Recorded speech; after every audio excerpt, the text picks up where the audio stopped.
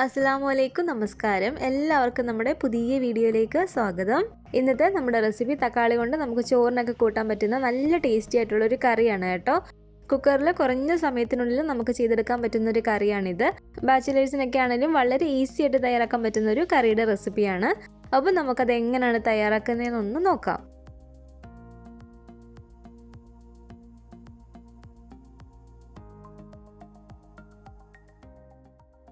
അതിന് വേണ്ടിയിട്ട് ഞാനിവിടെ ഒരു 4 തക്കാളി എടുത്തിട്ടുണ്ട്. ഞാനിപ്പോൾ ഇവിടെ എടുത്തിരിക്കുന്നത് ഒരുപാട് പുളി ഇല്ലാത്ത തക്കാളിയാണ് കേട്ടോ. പുളിയുള്ളതാണെങ്കിൽ നമ്മളൊരു 3 എണ്ണം വരെ എടുത്താൽ മതി. കൂടാതെ നമുക്കിതിലേക്ക് വേണ്ടത് ഒരു മീഡിയം വലിപ്പമുള്ള ഒരു സവാള എടുത്തിട്ടുണ്ട്. എരിവിന് ആവശ്യമായിട്ടുള്ള പച്ചമുളക് ഒരു 3 എണ്ണം ഞാൻ എടുത്തിട്ടുണ്ട്. അപ്പോൾ നിങ്ങളുടെ ഒരു എരിവിനനുസരിച്ച് കൂട്ടിയിട്ട് വേണമെങ്കിലും ചേർത്ത് കൊടുക്കാം കേട്ടോ. തക്കാളിയൊക്കെ നന്നായിട്ട് തന്നെ ഞാൻ കഴുകി എടുത്തിട്ടുണ്ട്. ഈ തക്കാളി നമുക്ക് ഇതുപോലെ നീളത്തിൽ കുക്കറിലേക്ക് അരിഞ്ഞിട്ട് കൊടുക്കാം. ഈ ഒരു കറി ഉണ്ടാക്കാൻ നമ്മൾ തക്കാളി വഴറ്റിയെടുക്കേണ്ട ആവശ്യമൊന്നുമില്ല. ഇതുപോലെ പച്ചയ്ക്ക് തന്നെ അരിഞ്ഞിട്ട് കൊടുത്താൽ മതി.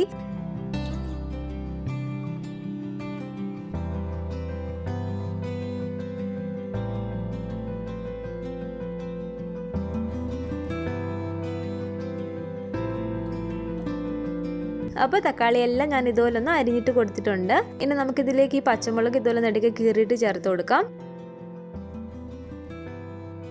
ഈ സവാള ഇതുപോലെ നീളത്തിലൊന്ന് അരിഞ്ഞിട്ട് കൊടുക്കുകയാണ്.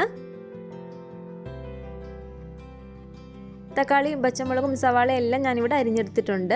ഇനി നമുക്കിതിലേക്ക് ഒരു 1/4 ടീസ്പൂൺ അളവിൽ മുളക് പൊടി ചേർത്ത് കൊടുക്കാം. അതുപോലെ തന്നെ ഒരു 1/4 ടീസ്പൂൺ മഞ്ഞൾപ്പൊടിയും കൂടി ചേർത്ത് കൊടുക്കുകയാണ്.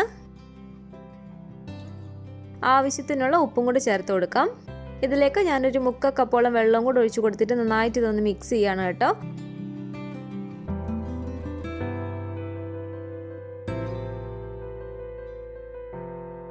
അപ്പോൾ ഇത് ഞാൻ നമ്മുടെ ഗ്യാസ് അടുപ്പിലേക്ക് വെച്ച് കൊടുത്തിട്ടുണ്ട്. ഇനി നമുക്കിത് അടച്ച് വെച്ച് കൊടുത്തിട്ടൊന്ന് വേവിച്ചിട്ട് എടുക്കണം. കറക്റ്റ് ഒരു വിസിലടിക്കുമ്പോൾ തന്നെ ഇത് നമുക്ക് നന്നായിട്ട് വെന്ത് കിട്ടും. ഒരു വിസിലിൽ കൂടുതൽ നമ്മൾ അടുപ്പിക്കേ വേണ്ട കേട്ടോ. തക്കാളി ഒരുപാട് വെന്ത് പോകും. അപ്പോൾ തക്കാളി വെന്ത് വരുന്ന സമയം കൊണ്ട് നമുക്ക് കുറച്ച് തേങ്ങ ഒന്ന് അരച്ചിട്ടെടുക്കണം. ഞാനിപ്പോൾ ഇതിലേക്ക് 1 കപ്പ് തേങ്ങ എടുത്തിട്ടുണ്ട്. തക്കാളി എടുക്കുമ്പോൾ നമ്മൾ ഇതിലും കൂടുതൽ ചേർത്ത് കൊടുക്കുന്നുണ്ടെങ്കിൽ തേങ്ങയുടെ അളവ് നമ്മൾ അതിനനുസരിച്ച് കൂട്ടിയിട്ട് കൊടുക്കണം. ഈ തേങ്ങയിലേക്ക് ഞാനൊരു 1/2 ടീസ്പൂൺ അളവിൽ ചെറിയ ജീരകം ചേർത്ത് കൊടുക്കുകയാണ്. ചെറിയ ജീരകത്തിന് പകരം നമുക്ക് പെരിഞ്ജീരകം വേണമെങ്കിലും ചേർത്ത് കൊടുക്കാവുന്നതാണ്. പെരിഞ്ജീരകം ആണെങ്കിൽ നമ്മളൊരു 1/4 ടീസ്പൂൺ അളവിൽ ചേർത്ത് കൊടുത്താൽ മതി. കൂടാതെ നമുക്കിതിലേക്ക് ഒരു 2 അല്ലി വെളുത്തുള്ളിയും കൂടെ ചേർത്ത് കൊടുക്കാം. വെളുത്തുള്ളി ഇതുപോലെ ഒന്ന് ചെറുതായിട്ട് അരിഞ്ഞു കൊടുക്കാം അരയാനുള്ള എളുപ്പത്തിന്. ഇതിപ്പോൾ അത്യാവശ്യം വലിയ അല്ലി വെളുത്തുള്ളിയാണ്. ചെറിയ അല്ലി ആണെങ്കിൽ നമുക്കൊരു 4 എണ്ണം വരെ ചേർത്ത് കൊടുക്കാം. ഇതിലേക്ക് ഒരു 1/2 കപ്പ് വെള്ളം കൂടി ചേർത്ത് കൊടുത്തതിന് ശേഷം നമുക്ക് നല്ല ഫൈനായിട്ട് ഇതൊന്ന് അരച്ചിട്ടെടുക്കാം.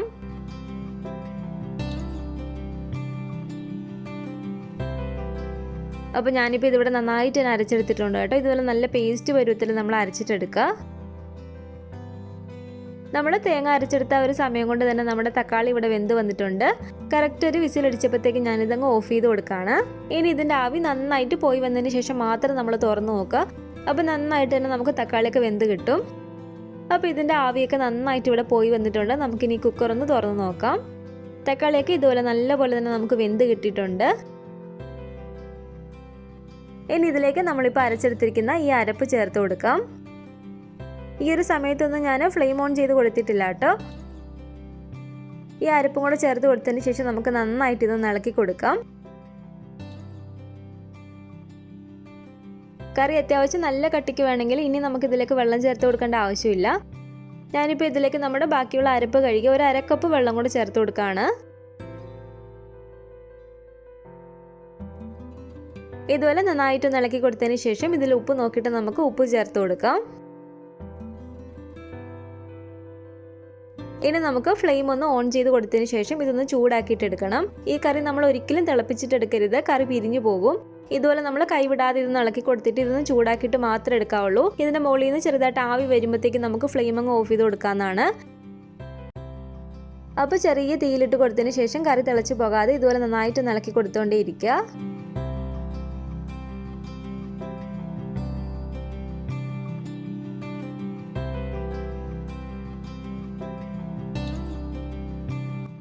അപ്പോൾ നമ്മുടെ കറി ഇവിടെ നന്നായിട്ട് ചൂടായിട്ട് വന്നിട്ടുണ്ട്. ഇതുപോലെ ആവി വരാൻ തുടങ്ങിയിട്ടുണ്ട്. ഇനി നമുക്ക് ഫ്ലെയിം അങ്ങ് ഓഫ് ചെയ്ത് കൊടുത്തേക്കാം. ഞാനിത് ഗ്യാസ് അടുപ്പിൽ നിന്ന് എടുത്ത് മാറ്റാണ്, അല്ലെങ്കിൽ ആ അടുപ്പിന്റെ ചൂട് കൊണ്ട് ഇത് പിരിഞ്ഞു പോകാൻ സാധ്യതയുണ്ട്. ഇനി നമുക്ക് ഈ കറിയിലേക്ക് എണ്ണ താളിച്ചു കൊടുക്കണം. ഈ ഒരു പാത്രത്തിലേക്ക് ഞാൻ കുറച്ച് ഓയിൽ ഒഴിച്ചു കൊടുത്തിട്ടുണ്ട്. അതിലേക്ക് കുറച്ച് കടുകിട്ടൊന്ന് പൊട്ടി വരുമ്പോഴത്തേക്കും സവാളയോ ചെറിയ ഉള്ളിയോ ഇതുപോലെ ചെറിയതായിട്ടൊന്ന് അരിഞ്ഞെടുത്തിട്ട് 1 ടേബിൾ സ്പൂണോളം ചേർത്ത് കൊടുക്കുക. അതുപോലെ ഒരു 3 വറ്റൽമുളകും കൂടെ നമുക്കിതിലേക്ക് ഇതുപോലെ കീറിയിട്ടിട്ട് കൊടുക്കാം.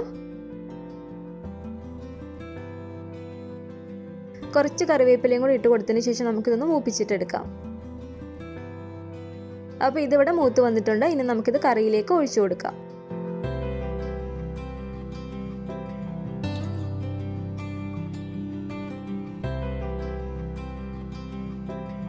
അപ്പോൾ നമ്മുടെ തക്കാളി കറി ഇവിടെ റെഡി ആയിട്ടുണ്ട്. വളരെ സിമ്പിൾ ആയിട്ട് കുറഞ്ഞ സമയം മാത്രം മതി നമുക്ക് ഈ ഒരു കറി ഉണ്ടാക്കാൻ വേണ്ടിയിട്ട്. നമുക്ക് ഈ കറിയെ ചട്ടിയിൽ വേണമെങ്കിലും ചെയ്യാം, പക്ഷെ കുക്കറിലാണെങ്കിൽ കുറഞ്ഞ സമയം മാത്രം മതി. അപ്പോൾ ഈ ഒരു തക്കാളി കറി ഉണ്ടാക്കാത്തവർ തീർച്ചയായിട്ടും ഒന്ന് ട്രൈ ചെയ്ത് നോക്കാം കേട്ടോ. ചോറിൻ്റെ കൂടെ കഴിക്കാൻ നല്ല രുചിയുള്ളൊരു കറിയാണ്. അപ്പോൾ ഉണ്ടാക്കി നോക്കിയിട്ട് നിങ്ങളുടെ അഭിപ്രായങ്ങളൊക്കെ അറിയിക്കാം കേട്ടോ. പിന്നെ നമ്മുടെ ഈ ഒരു കറിയുടെ വീഡിയോ നിങ്ങൾക്ക് ഇഷ്ടപ്പെട്ടെങ്കിൽ ലൈക്ക് ചെയ്യുക, കമൻറ്റ് ചെയ്യുക. പിന്നെ നിങ്ങളുടെ ഫാമിലിയും ഫ്രണ്ട്സൊക്കെ ആയിട്ട് ഈ വീഡിയോ ഒന്ന് ഷെയർ ചെയ്ത് കൊടുക്കുക. നമ്മുടെ ചാനൽ ഇതുവരെ സബ്സ്ക്രൈബ് ചെയ്തിട്ടില്ലെങ്കിൽ താഴെ കാണുന്ന റെഡ് സബ്സ്ക്രൈബ് ബട്ടണും കൂടെ ഒന്ന് പ്രസ് ചെയ്ത് സപ്പോർട്ട് ചെയ്യണേ. കൂട്ടത്തിൽ ആ ബെൽ ഐക്കണും കൂടെ ഒന്ന് ക്ലിക്ക് ചെയ്ത് ഓൾ എന്ന ഓപ്ഷൻ തന്നെ കൊടുക്കുകയാണെങ്കിൽ ഞാനിടുന്ന എല്ലാ റെസിപ്പികളും നിങ്ങൾക്ക് നോട്ടിഫിക്കേഷൻ ആയിട്ട് കിട്ടുന്നതായിരിക്കും. ഇൻഷാ അല്ലാഹ് വീണ്ടും നമുക്ക് നല്ലൊരു വിഭവമായിട്ട് കാണാം.